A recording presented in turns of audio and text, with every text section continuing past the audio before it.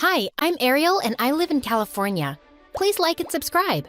If you do, you'll find a surprise on the third shelf of your closet tomorrow. Believe me, it works. I wasn't born in California.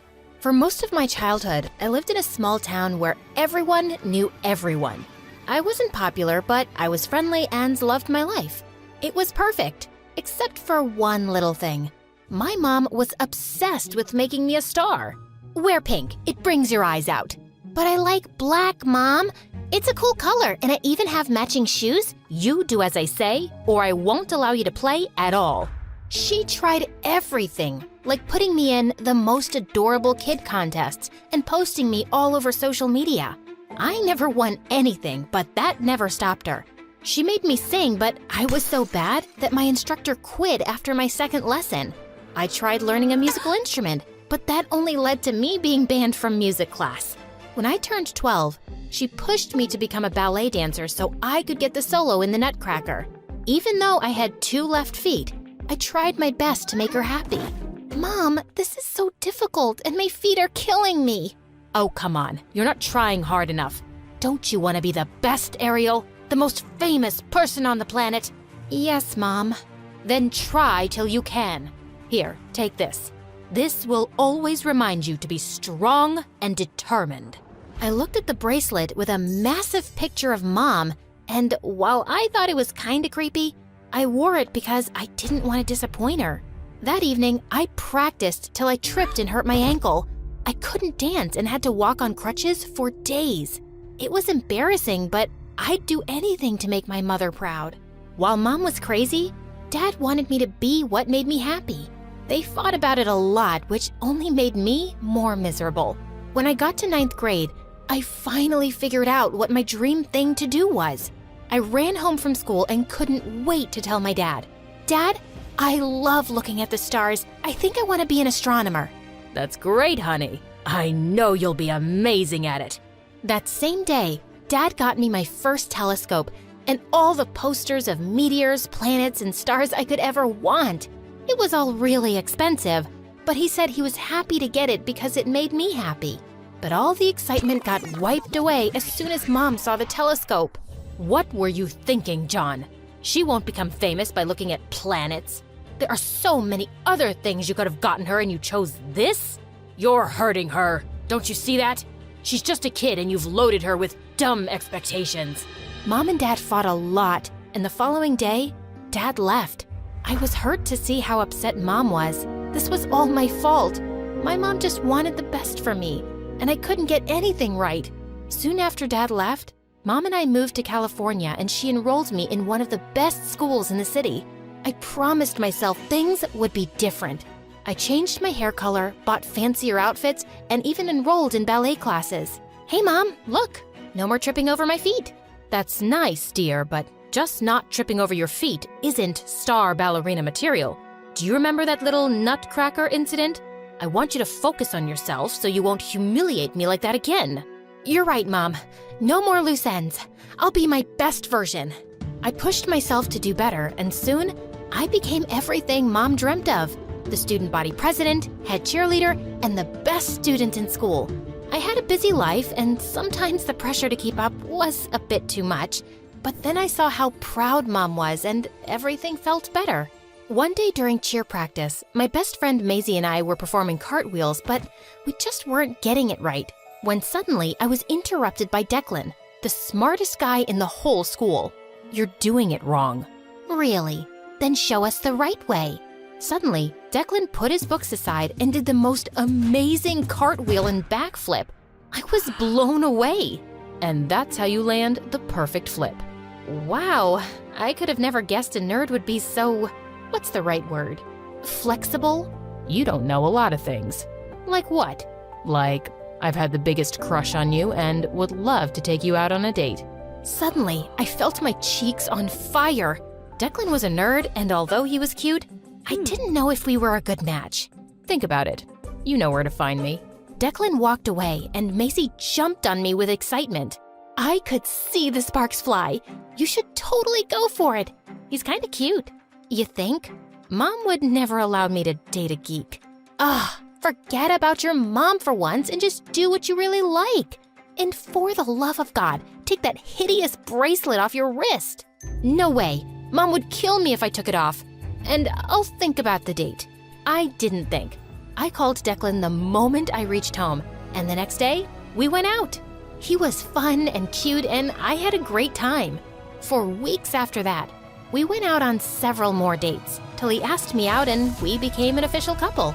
Things were fine, till one day the school announced the annual cheerleading competition, and I was selected as the team representative. I was constantly practicing at school and at home. Mom made me practice extra hours. One day before the competition, Mom was teaching me a few moves, but I was tired to the bone. Your formations aren't good enough. You know what you need? A good energy drink. No, Mom, can I please go to bed now? Mom agreed. I went to bed, but a few seconds later, Declan texted me that he was outside of my place.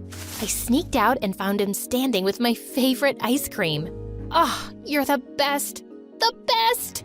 I know you needed that. You've been practicing too hard. Yeah, try telling my mom that. Declan and I spoke for a few minutes and he kissed me goodnight. But when I went inside, I saw my mom fuming. I thought you were too tired to practice, but here you are eating useless calories and being blind in love. It's not like that, Mom. He just came for a few minutes to surprise me, and he's a nice guy. You need to focus, and all this love and drama will only mess with your brain. Gosh, you're such a kid, Ariel. It made me sad to see Mom being so angry, but I didn't want to make things messy, so I simply nodded and went up to bed. I woke up extremely exhausted the next day, but I felt confident and decided to focus my energy on the right thing. I was excited to show off my new cheer that I'd come up with. My mother waved at me and pointed to my mouth. I could read her lips. Smile big. I'm recording this for your portfolio. I smiled as wide as I could and started to lead the other cheerleaders. The crowd was going wild, and even my mother and Declan were cheering for me. I got all the way to the top of the pyramid when I felt my heart beating as if it would pop out of my chest. I started to feel wobbly. Are you okay, Ariel? Yes, I'm just perfect. I wasn't. And the last thing I remember was tumbling from the top of the pyramid and the sound of the ambulance. When I woke up, I was in the hospital with my mom and dad, who had flown all the way to California when he heard the news. I didn't have any bruising or anything, but I still didn't feel well. The doctor came in and looked at the clipboard that had all my information on it. What is the last thing you remember? I was cheering, and then my heart started beating really fast. Then I heard the ambulance and I woke up here. Did I fall? Great, I ruined everything, didn't I? The doctor said that I'd fainted because of dehydration, exhaustion, and stress. He said that I needed to slow down and rest for a few days or I would get sick again. I was so shocked. I had no idea that stress could make someone sick. Before I could say anything, though, my mom made this loud scoff. Please, that is totally nonsense.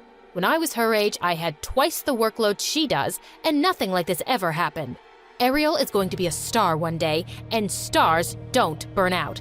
If she wants that, then she has to work harder and get used to a hectic schedule. My dad looked like he was ready to blow a gasket, but I beat him to it. I can't believe you! I'm in a hospital bed and you still won't quit. I left my passion and did everything you asked me to, but nothing's working anymore. I'm tired and exhausted, Mom. I don't want to be famous or perfect. I just want to be me. Why can't you love me for me? Oh, don't be so dramatic now. You know this is all just a phase. We'll be out of here soon and you'll be just fine. Mom tried to help me up, but I shrugged her away. Just leave, Mom. Seriously. Also, take this stupid thing with you. It makes me feel like I've lost myself to make you happy. I couldn't stop crying after Mom left. I spent another week in the hospital and got a lot of rest. Dad visited me a lot, but my mom never came back. It made me sad because all I wanted to do was tell her I was sorry for yelling at her. My dad dropped me off at home and promised that he would see me again before he left. But just as I unlocked the door, I saw Mom running toward me, and all the trauma came rushing back. On second thoughts, Dad, can you please take me with you? I can't stay with Mom and live up to her crazy expectations anymore. I want to live my life the way I want to. Are you sure? Yes. I am not ready to forgive her yet. But sweetie, I have a surprise for you. I've even bought you a welcome cake. The look on Mom's face crushed my soul, but I was too mad at her for all the years she'd ignored my happiness.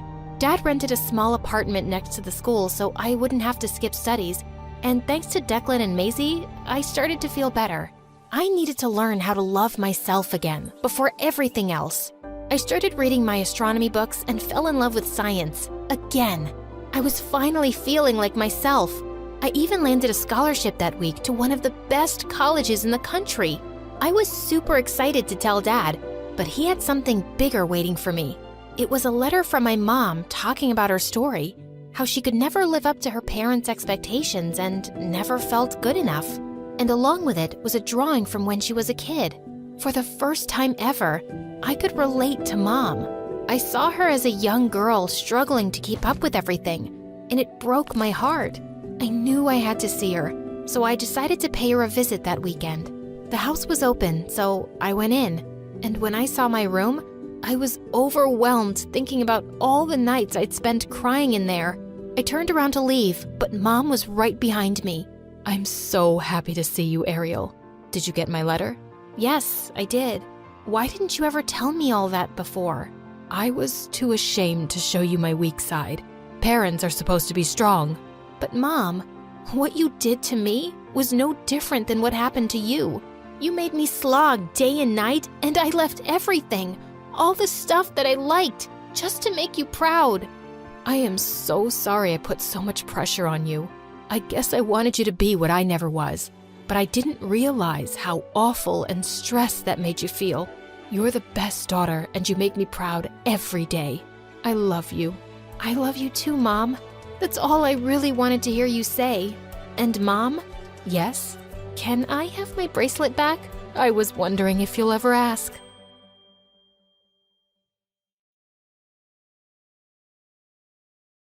Hey guys, I'm Amelia from Denver, and this is my crazy story. Please like and subscribe first. I was 6 years old when I moved to my aunt's house with my sister Olivia, who was 4 years older than me. Olivia and I, well, we had sort of a bittersweet relationship. More bitter than sweet. We just didn't get along. Olivia drew an imaginary line between us because she needed her space, but had no respect for mine. Like once, when I was dreaming of Justin Bieber, she woke me up to yell at me. "Your blanket's on my side of the bed. Move over." "Are you kidding me?" And then there were times when she treated me like her servant. "Amelia, go get my charger. Bring me a glass of water. Are you blind? Don't you have legs? Move your butt and get it yourself." Every time I'd answer her back, she'd look at me like I slapped her in the face, and then give me notes on how she was the best sister in the world. "I bought you a new bag from the dollar shop on 2012-2019. I saved you from the bullies when you were in the 4th grade. And when you were hungry as a bear on March 13th, 2014, I cooked noodles for you." What in the world? Oh, God. Wait, you forgot. You said good morning yesterday, so what now? Would I have to do laundry for you for a year? Man, you're weird. She was crazy, but she was also kind to me on rare occasions.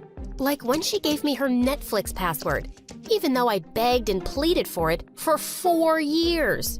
She also gave me her phone when I asked her. Oh, she wasn't that generous. She did it because her boyfriend, Cooper, got her a new one. Even though we fought a lot, she was still always around. But after high school, Olivia started spending less and less time with me. She was busy partying with her friends. She would come home late almost every night. One time, it was very late and Olivia hadn't returned home. My aunt and I were worried sick. "Olivia, where were you? Why didn't you answer your phone?" "Don't try to be my mother. Just mind your own business." "Ugh, I waited for you all night. Look, the sun is almost up. This isn't right." "So, I should stop living my life just because you think partying all night isn't right? Gosh, you suffocate me. I am leaving." She then began packing her stuff. She said she was going to stay with Cooper and that she needed to live her life the way she wanted to. Well, fine. If that's what she wanted to do with her life, so be it. Once Olivia was gone, I did miss her, but I channeled all my energy into studying.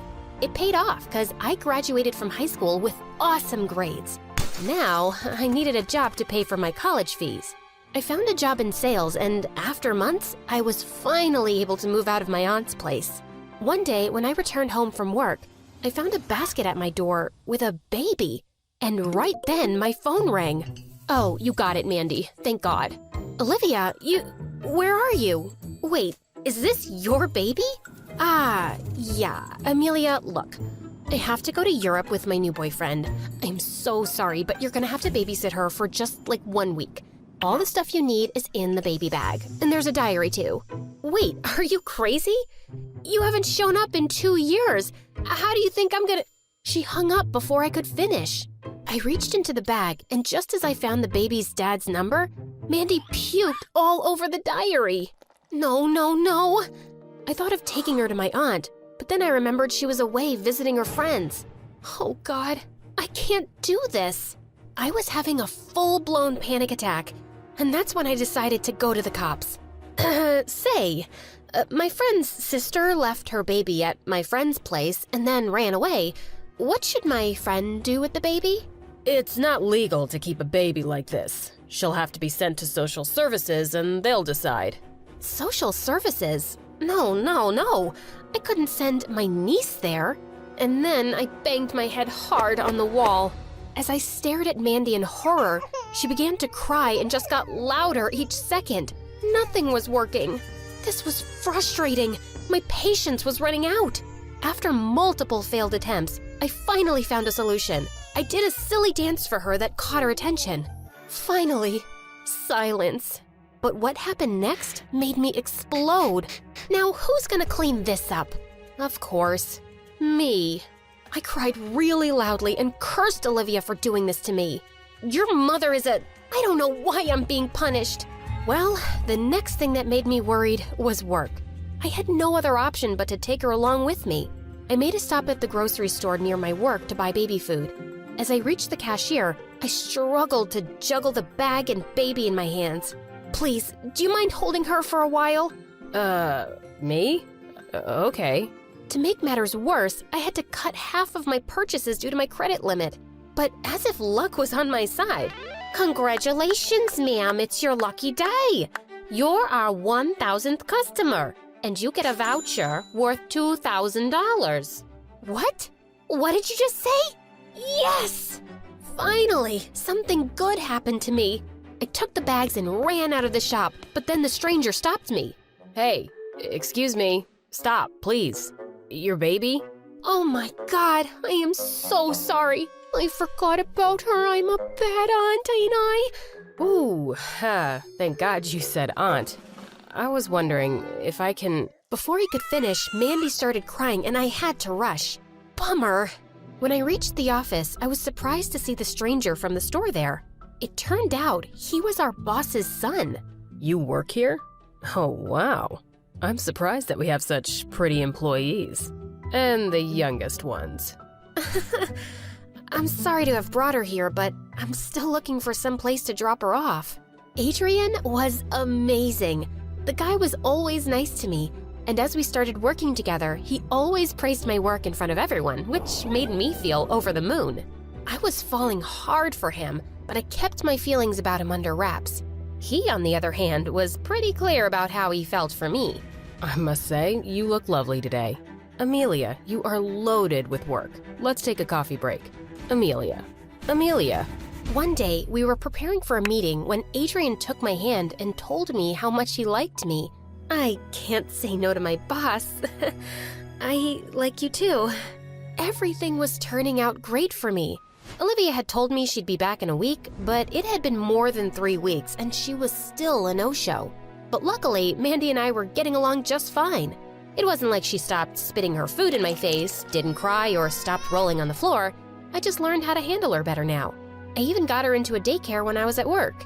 Like all good things that don't last forever, this happy period of my life was also temporary. Mandy got sick and I didn't know what to do. I called Adrian and asked if he could drop us off at the clinic. He drove up in his Mercedes-Benz and took us there. Thank God it wasn't anything serious. On our way back, I invited Adrian over for coffee at my place. But what he said next surprised me. You live here? It's so tiny. And untidy, too. As he walked around, he stepped on a toy and screamed. Ouch. Ugh. He looked pissed and threw the toy against the wall. I was shocked at how he acted. I'm sorry the house is messy. It's not your fault. I was thinking you could always give her up for adoption. She was your sister's mistake, not yours. Or have her come back and take care of her own kid. He wasn't wrong, but I wasn't sure about his idea. Mandy was my niece after all, and I loved her.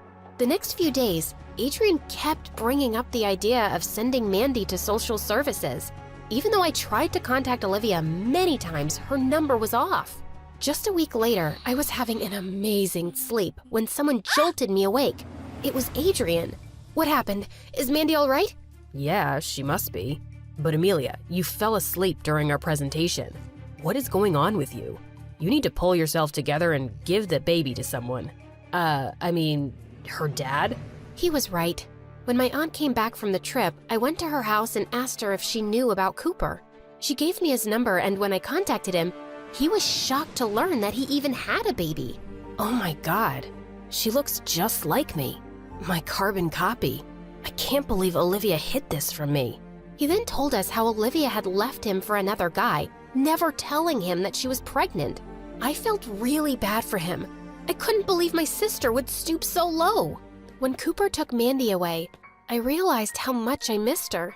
Those tiny hands and feet, that toothless smile. Gosh,